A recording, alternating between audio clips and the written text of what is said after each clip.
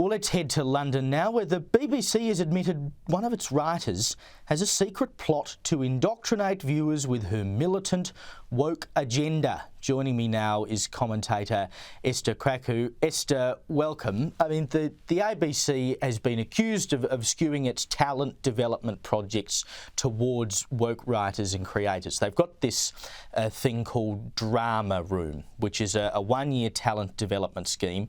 It appears to be full of a bunch of hardcore lefties. Have a listen to this. This is from a statement from the BBC about the writers who've been brought into the project, including one woman by the name of Lily Sariki. The statement reads, quote, "She's addicted to cuteness and social justice and hopes that by finding the recipe for irresistibly adorable characters, she'll be able to indoctrinate many unsuspecting viewers with her militant woke agenda." I mean, it sounds like a joke, but they've said the quiet part out loud here, Esther. Yes, and unfortunately for them, most viewers are now not unsuspecting, because this is exactly what we expect from the BBC. And you can see this sort of agenda filtering into many companies now, because they hire young graduates who have this worldview that they feel the need to then preach to everyone else as if they know so much better than the rest of us. I mean, this particular writer, she wrote a sort of a period drama, English drama, where she had, and I kid you not, a gynecologist with autism who was apparently very blunt, and a mixed-race mulatto with explosive ADHD. So that's her way of, progressing whatever cause she has in mind. But the reality is, this is what we've come to expect of the BBC. And the frustration isn't the fact that they feature these sorts of writers, or they're skewing this politically left. It's the fact that we have to pay for it. Most people wouldn't care what they sort of broadcast if we weren't forced to pay for it. We didn't receive annoying letters every few months about how we're going to go to prison if we don't pay the license fee. Why can't the BBC just go back to making, great British comedy again?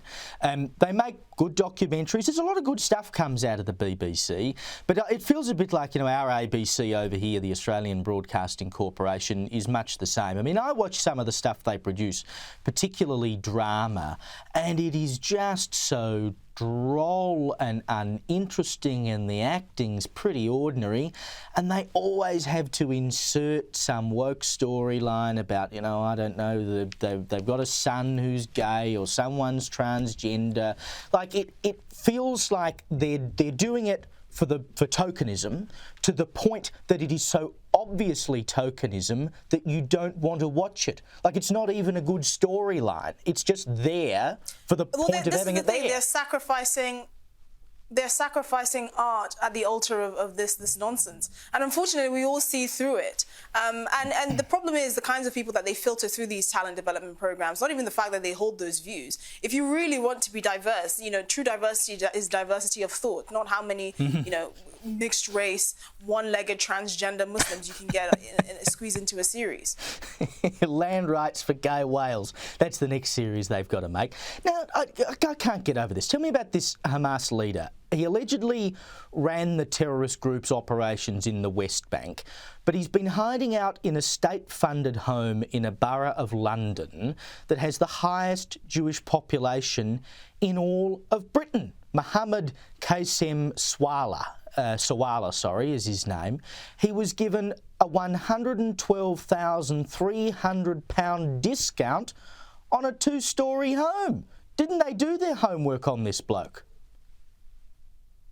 Well, clearly not. So this person immigrated to Britain on a relative's passport and was granted British citizenship back in, I think, 2002. So this was, well over 2 decades before, Hamas was designated as a terrorist organization here in Britain. But he should have been on security or intelligence agencies' radar, because he was responsible for running Hamas sort of anti-Israeli activities in the West Bank. And the problem is what it says about British society more widely, and actually how lax we've been about various security threats and the kinds of people that we let into the country that hold views that are not congruent with British values.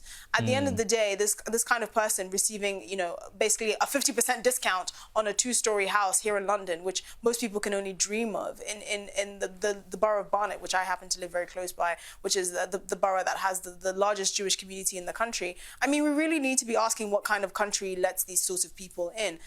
That's not to say that anyone who has concerns or is for a 2-state solution is aligned with this person. But clearly we have a problem with people with very extreme views that don't align with British values settling in this country with impunity and, you know, with the help of the taxpayer who's struggling themselves. It completely beggars belief, and it's infuriating many members of the public for good reason. And rightly so. It's basically inviting poison into the country. Esther Krakue, such a pleasure. Thank you for your time.